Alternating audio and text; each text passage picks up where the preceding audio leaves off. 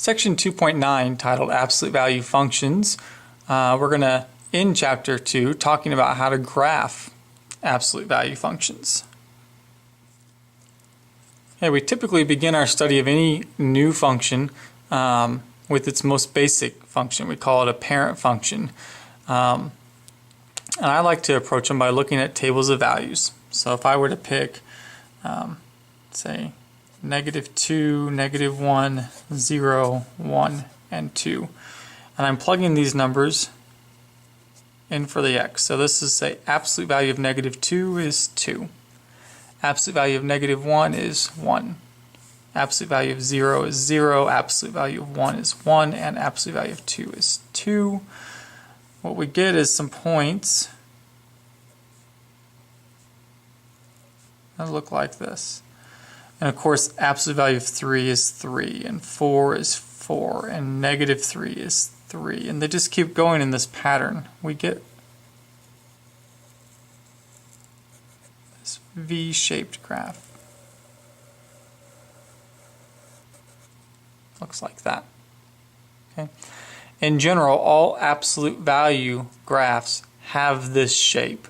We're going to learn how to move them around and maybe make them skinnier, maybe flip them upside down. We'll learn how to do a variety of things to it, but they're all going to have a V shape to them. What we're going to look at first is how do we move an absolute value function around on a coordinate axis. So if I take a graph and say I want to move this V shape off the origin. This point at the bottom is called the vertex. We have a vertex form for these absolute value functions. It looks like this. You can see it's essentially absolute value of x, but I've got this minus number inside. I've got a number added out here. These two numbers move the vertex. Okay? The vertex point at the point h, comma, k. Notice that there's a minus right here, but I took the positive of the h. And we'll go over why later on in the course when we really study transformations in depth. And the plus k here is just the same sign as the k. Okay? So we're going to move the graph, and then we'll just have our V-shaped pattern from wherever our vertex falls. Okay, in this particular graph, we locate the vertex first. The vertex is going to be at the point +4, comma 2.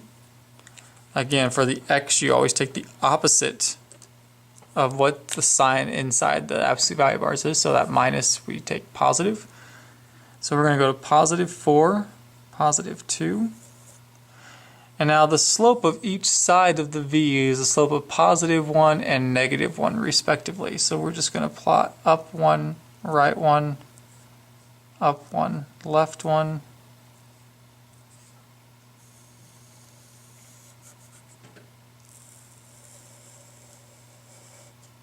And that is all there is to it. Next one, we again start by looking for the vertex. This one has a +3, so we're going to use -3, and a -1, so we use -1. So we start at -3, -1, and then our slope goes +1 to the right, -1 to the left. Try and hit the points, do better than I did.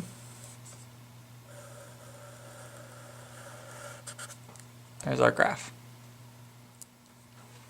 Okay, in this one we begin the same way. We begin by locating the vertex point. This one has nothing added or subtracted inside the absolute value bars, so it's x, comma, -4, or 0, sorry, comma, -4. Now the 2 impacts the slope of the V. So instead of going 1, we're going to go up 2 over 1. So it's going to make this one a little bit more narrow.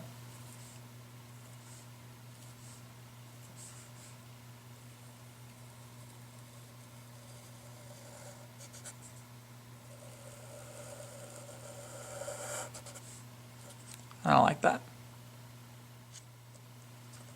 Okay, I'm ending with a couple examples for you to try on your own. So it's a good time to pause the video, try a couple problems, and then play the video to check your work.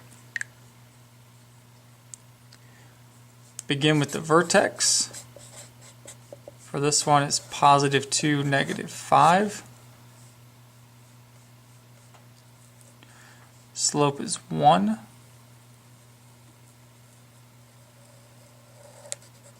And -1. Like that. Last one, we begin with the vertex.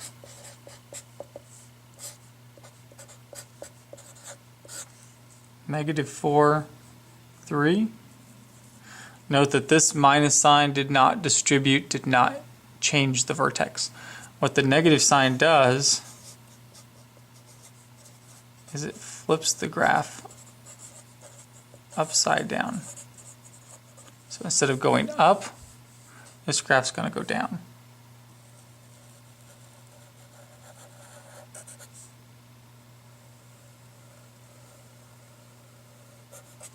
Just like that.